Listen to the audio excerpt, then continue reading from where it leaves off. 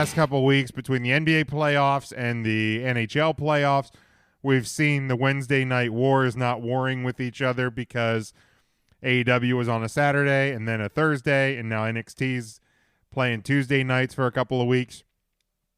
And I was going to talk about it last week, just having the shows on different nights. It felt a little easier to absorb both shows as they happen. You didn't have to go either click back and forth like we did back in the old days, or watch one and then watch one DVR or Hulu the next morning or what have you. And now a report today from WrestleVotes said that the WWE is heavily considering moving NXT off of Wednesday nights, possibly to Tuesdays, and using this week, which saw their weekly ratings go up, and next week as a kind of a test and barometer for that idea. Let's go around the room. Tim, we'll start with you. Your thoughts on possibly the end of the not so long Wednesday night wars? I don't like the idea that the thought is that WWE is considering moving. USA Network is considering. The USA Network.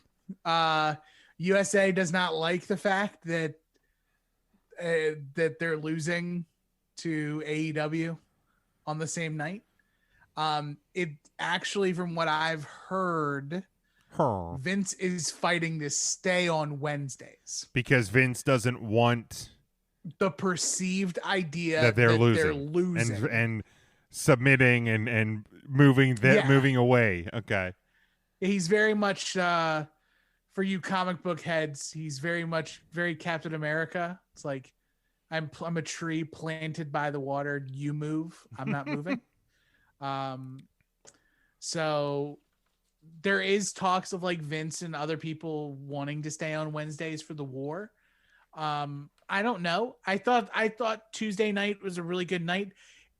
Personally, if you can spread your wrestling out over multiple nights, I'm here for it because it gives me more things to do, or it gives me more opportunities in these trying times to watch something.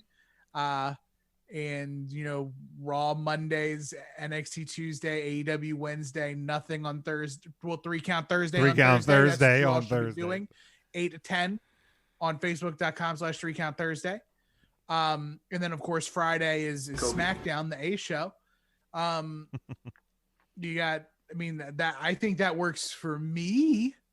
I don't know if that works for everybody else, but well, and I think there's talks that AEW is going to be adding a second show on TNT.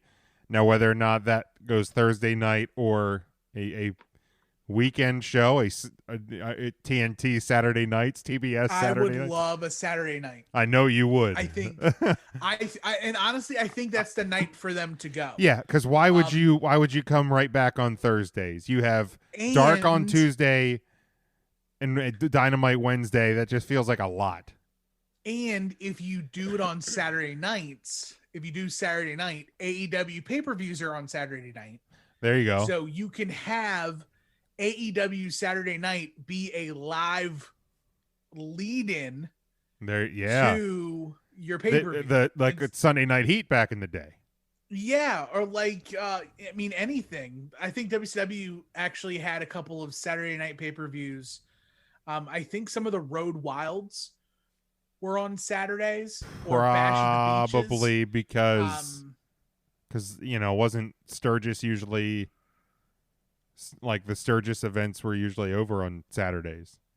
Yes, there was some times where WCW Saturday night would float over into the WCW pay-per-view, and I always thought that was cool. I like especially since we're in this mode of like having pay-per-views have pre-shows. Make your television product on Saturday be a pre-show. Why not? Yeah, and then and if you're already used to tuning in on a Saturday night to their product, say you don't normally buy the pay-per-view. You tune over and they hook you in Right. then you decide, shit, I'm gonna jump on BR Live and I'm gonna buy this. I think it's smart. And then, but also too, you're already filming it. Yeah. So if you do order it on BR Live, your pre-show is the episode of Saturday night. Yeah, And so absolutely. you get that. Like it would be, and that makes perfect sense because TNT owns BR Live. Yeah. So there's no problem with airing TNT product on BR Live. So I'm here for it. I'm jazzed. I kind of hate that the war is. There's a possibility that the war is over. Just because I like the idea of having something to flip us back and forth, even if it was only for like a year and a half. Yeah, it's been fun, but honestly, the last couple weeks have been easier as well. And I mean, right now, situations being what they are, I've been able to watch NXT on Hulu on Thursday mornings while I'm prepping my notes for the show.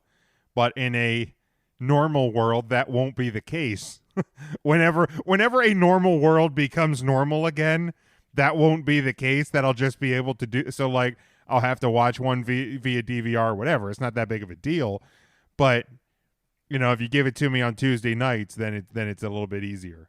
So I'm all for it. Ryan, your thoughts on the change potentially? I've been lost this entire conversation because months ago, and then reminded multiple times on Twitter, people were saying that the ratings just don't matter. So I don't know what all the fuss is about. Well, this isn't about ratings. This is just about the idea of NXT moving to Tuesday nights. For better ratings. Well, just to be on a different night. Why is it about ratings, Ryan? Because it is about ratings. You actually said ratings yourself. You were the first person to bring up ratings. I think that they're using. Well, that was from the report. That wasn't Big Jim. Look, Jim, WWE's waving the white flag. You're trying to make as many excuses for it as you can while you sip on your Trulies. We get it, but this is WWE. Hey! I switched over. Oh, so he's up the game. Flavored water. I think that ratings both matter and don't matter in this point. Like they don't matter in the fact that it doesn't matter for WWE or whichever brand is getting the rating. I think what matters is whatever the number is, AEW has a bigger one than WWE. Yes, they have a bigger number, but neither company is hurting for advertising or network money or what have you. Right. Like it's the optics of AEW is, and they haven't been like stomps. There's been like a couple of weeks where like honestly it's a couple of 100,000. I'm just worried about Brian Alvarez because if this war ends, that poor motherfucker's all gonna have.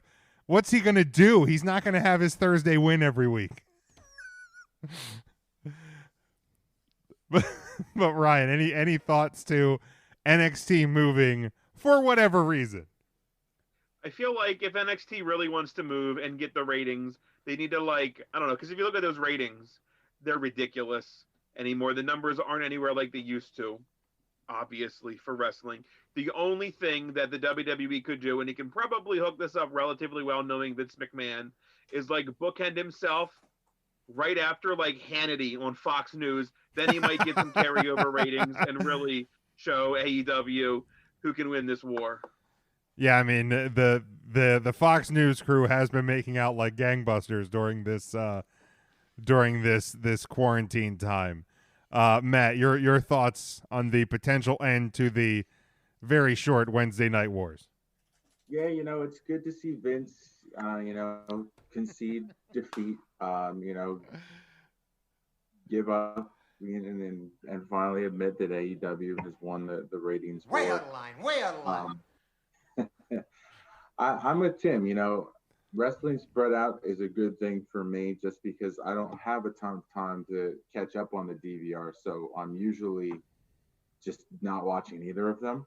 Now that it's spread out and I can actually like make the decision night by night, and with the Flyers probably being eliminated here, less time that I'm watching Philly sports, so more time for wrestling. So I'll take it. Yeah, and I don't know when obviously we have Tuesday night next week. I don't know how quickly, if the change happens, that the change would happen. I don't imagine it would necessarily be instant, but we'll keep our eyes on this one. Speaking of Wednesday night shows, though, did anybody else, Ryan? I know you did. Did Matt and Tim? Did either of you guys have a chance to catch any of Dynamite last night? The go home for All Out. I did. What did you think of this show? Because besides Thunder Rosa, the women's match, and Serena Deeb, I thought that show fell big time flat compared to what they've been doing most of this summer. Jim Ross has got to go, man. Dude, he's not good. It's sad. Like it is. It really is. Like he consistently kind of undermines what the talent is doing in the ring. Like he was like, I don't understand why you would do this, and it's a dude putting another dude's foot on the rope to break a pin up. Right. Like he looks completely unbothered. I think he's great to have a part of the company. Oh, absolutely. Please keep him involved. Like, well, is he their like talent relations guy? Like no, I think talent relations is the Elite. No, I thought talent relation Cody. Okay. Cody is talent relations. You keep JR in what he's really excelled at, and I think the greatest thing he's done in AEW, and that's those sit-down interview talkie segments. Go back to, like the Buck segment that he had. That's what JR should be doing. If you don't feature him every week, that's fine. It doesn't need to have a sit-down interview every week, but utilize him in a role like that, and he'll exceed in what he does. Or pay-per-views. Yeah. Bring him out on pay-per-view. Bring him out for the talkie bits. One of my big time matches on Dynamite, like bring him out, especially now. Like I know this is some bleed over to like the rumor roundup later on tonight, but like there's at least 2 names that are now free agents that could easily slot into Jim Ross's seat and not only like do his job, but possibly do it better. I think like one of my problems, and it's not just last night, although last night it felt really bad. Is I feel like there's 3 guys who want to be play-by-play commentators. And it just it's there's a constant, and I don't know if I notice it more because in the last couple of years I've done commentary for the first time in my life, and when me and Ryan and Matt do commentary for a show, like we kind of have our quote unquote roles.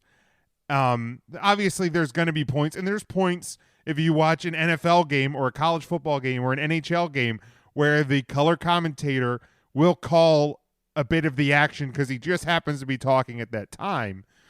But like with AEW's commentary, it feels like they are just constantly stepping on each other's feet. And it's, and I'm not saying that WWE's commentary is that much greater a lot of the times, because we've voiced our issues with it over the years on this show. But man, it's I feel like if you get JR out of there, and figure out between Excalibur and Tony Schiavone which one is the play-by-play and which one's the color guy, then you can be in a lot better spot. Well, and that's the thing too, is that like all 3 of them do play-by-play. Mm-hmm. There's no surprise that some of the best commentary work AEW's done during this asterisk era of wrestling was the 2-man commentary of Tony Schiavone and Chris Jericho. Or Taz.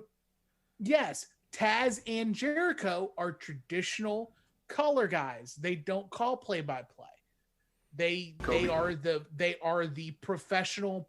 They are the pro that used to do everything that they're doing in there. He can relate to what a side headlock feels like or what a power bomb feels like. And Tony can call it, and he knows the personalities of the people. I love Shivani on commentary. I think Shivani is absolutely fantastic. Like I think he is transitioning very well. I think he has become more of the color because he's the one who's involved in angles outside. Like, right. He's got his stuff with Britt Baker, and he Tony Schiavone now plays very much like Tony Schiavone on What Happened When. Yeah, and I think that probably plays into him adjusting to that role. He's wrestling TV's dad. Like, that's exactly what he does right now. It's just... I'm not a fan of Excalibur's commentary style, but he's a good play-by-play guy. It works because he knows or has called like 80% of the roster. Without him, they'd be lost. Yeah. And that's why he works for what AEW does. But for me listening, him to me is Mauro Ranallo to you, Tim. Like, it's just... Except Mauro Ranallo, like, at least with like Excalibur, he doesn't like try to pepper in what everyone was talking about on Twitter this week. It's a different thing, but like that's the comparison that I can make. And I know like Mauro is out with WWE.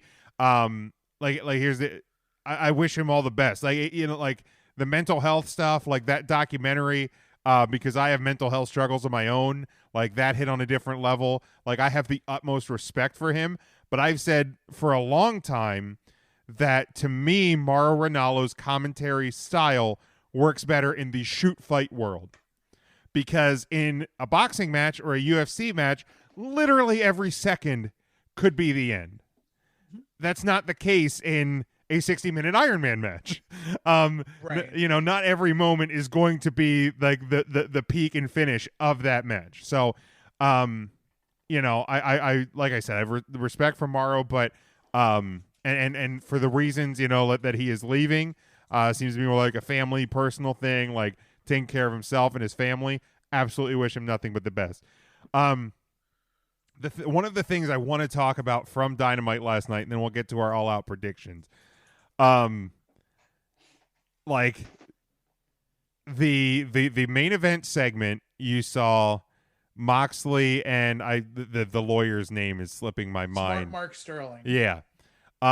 First off, all arguments of like the WWE like disrespecting Dean Ambrose are now out the window, because that match, quote unquote, that segment was terrible. But also I didn't like look back to see if the Janela blood earlier in the night was a hard way or if it was a blade job. But if it was a blade job, somebody should be getting like their ass reamed, because I feel like blood earlier in the night took away from the Moxley blood at the end. Like, that's your big hook. That's your big moment. That's your lead in to the title match at your biggest show of the year. And you already had blood earlier in the night. Like, to me, that encapsulated the entire night for that Dynamite show. I thought the matches were kind of sloppy. The promo segments were even worse. And really, last night's show just kind of fit the formula that is an AEW show. Tag match, multi-man tag match, promo segment that devolves into chaos, Sprinkle and Jericho yelling at somebody, tag match, and then a main event that will probably dissolve into chaos. But last night it all fell flat. But I thought if unless it was a accidental hard way, somebody should be getting their ass reamed about the Janela blood earlier in the night.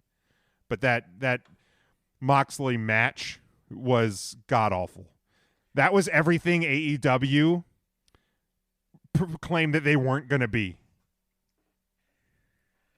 That's the thing, is that I was thinking about it, and every singles champion for AEW so far has been former WWE guys. Kobe. And whoever's like booking for the main event probably has WWE ties. Smart Mark Sterling is, if you don't know who he is outside of AEW, he is the producer for the Major Wrestling Figure podcast, hosted by Matt Cardona and Brian Myers. Okay, that makes sense. So, yeah, he's boys with Broski. So, I mean, and he also, Smart Mark does do, he's a manager in the indies at Create a Pro, which is Brian Myers' promotion. But it just doesn't, I don't believe in MJF yet. Like, I get he's the future, and like I get that he is a diamond in the rough, and some would call him a diamond today. He's not in the even though he's in the top 25 of the PWI 500, he is not in the top 25 of the PWI 500. He is a heel that would have been perfect in the Attitude Era, but right now, smarmy, snot-nosed kid doesn't quite tickle my fancy as an almost 34-year-old man. Like, you're just a whiny little boy.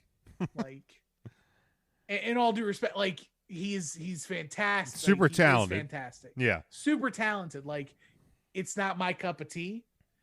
I love how like his character is insulated, and he's got Wardlow being the big bad in his face, and he's finding ways to put someone else in front. But they're also doing that with the Dark Order.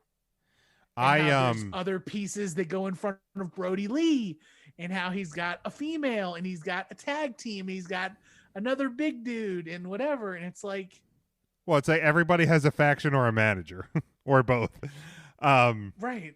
But I haven't been a huge fan of like the like the MJF 2020, like the political stuff, probably because I've just been so worn out on political stuff in actual real life that like a political thing right now is just like Kobe. Like, now don't get me wrong. Like, if AEW just sold like the MJF 2020 sign, I would probably buy that, but I'm not buying the whole election package for $45. Sell me the sign for like $15 and I'll probably buy it. But yeah, I think that has soured me a bit on this feud as well, because like political stuff is just exhausting, you know, like when the political scene in the real world is a dumpster fire. Do your political stuff in November. Yeah There's a real chance, like, yeah exactly, get right. Yeah, exactly. Ryan, thoughts on Dynamite last night, the close of the show, all of that? Intern Mark definitely not a fan of last night's Dynamite, I know. Yeah, last night's Dynamite missed. I'm not gonna dig too much into that. The main event was clearly a sports entertainment main event, which again I think everybody knew that's what AEW was going to be without AEW ever saying that. But that is successful professional wrestling in the United States. This is not Japan, where more of a work rate and a strong style of wrestling I don't think would get over in the United States. So they have to do what they have to do. That being said, I'm going to meet you halfway, Tim, on the MJF thing. I think MJF needs to be watered down. I don't think MJF that was really good and would say what he wanted to say to whomever, male, female, anything like that. Go look at some of his indie work. Look at him in like CZW, and like him just berating women, and like it was unreal what he was getting away with on the independents. I don't want to say getting away with, it was his character, whatever. But he really, really knew how to work his angle, and you can't do that to a broader audience. So we're seeing things that maybe AEW didn't necessarily plan out when they have like their hot hands in something like MJF, that you can't give 100% MJF. It's got to be a watered down Michael Jacob Friedman. So you get what you get.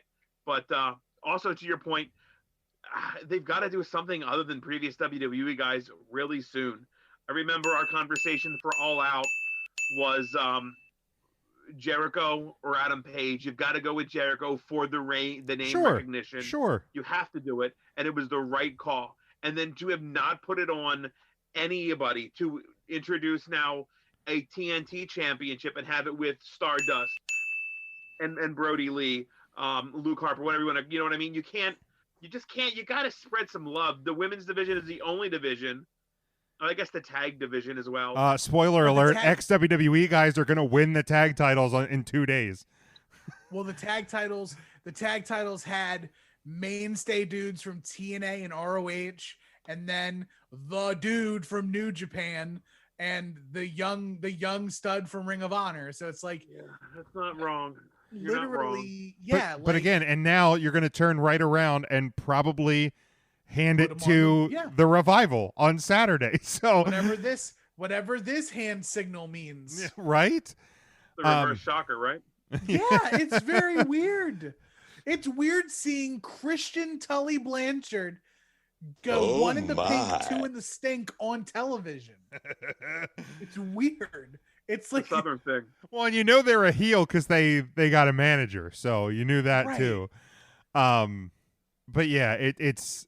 And we'll obviously we'll get to our predictions here in a minute. Matt, any thought? I know you didn't have a chance to catch Dynamite last night, but any thoughts on the build to All Out or anything like that? I mean, I think it's like I know that we're kind of making the jokes about the former WWE guys, and I think it's just kind of to be expected. You know, they have to capitalize off of the names. You know, would it be better to see them build their own stable and give these title shots to, you know, people that have been with the company since day one? Sure, but at the end of the day, I mean, they really want to win that ratings war. We make jokes about that, but that seems to be the most important thing to AEW, and the best way to do that is to say, hey, NXT fans, here's this guy that WWE didn't use properly. We're going to give them a shot here and show what they can do. So, you know, to see someone like Brody, who I still think is one of the top 5 technical wrestlers in wrestling today, get this massive push is a good reason for me to tune into AEW on a consistent basis. Yeah. That being said, from what I've heard, and I did follow along a little on Twitter, you know, it was a swing and a miss on Wednesday, and that's not what you need going into your pay-per-view, coming off the heels of back-to-back pay-per-view weekends from WWE. Yeah, and I mean, I know obviously we do make jokes. I really have no issue with Brody Lee as TNT champion. I think Brody Lee is fantastic, and the Dark Order has turned into something that's actually pretty entertaining. When at the start, the jokes about them being called the Dork Order were pretty appropriate because it was really bad at the start, and they have gotten a lot better with that. So I'm not just taking shots to take shots. I don't promote being the Elite anymore. I've stopped really watching it, but go out of your way to watch the stuff with the Dark Order on Being the Elite. It is hilarious. It's literally Brody Lee telling John Silver to shut the fuck up. It's so good. Well, I guess everybody else is great. Everybody else is great. Like, he's like, you do something. And then he's like, Silver, shut up. And like, he's just bullying John Silver all day. It is so, it's like, Lou, I got the gag, and it's just, I want more of this bullying. Lou says Jake Roberts saying busting a nut on national TV last night alone sums up last night's show. But yeah, I mean, yeah, it was a miss. Last night was definitely a miss.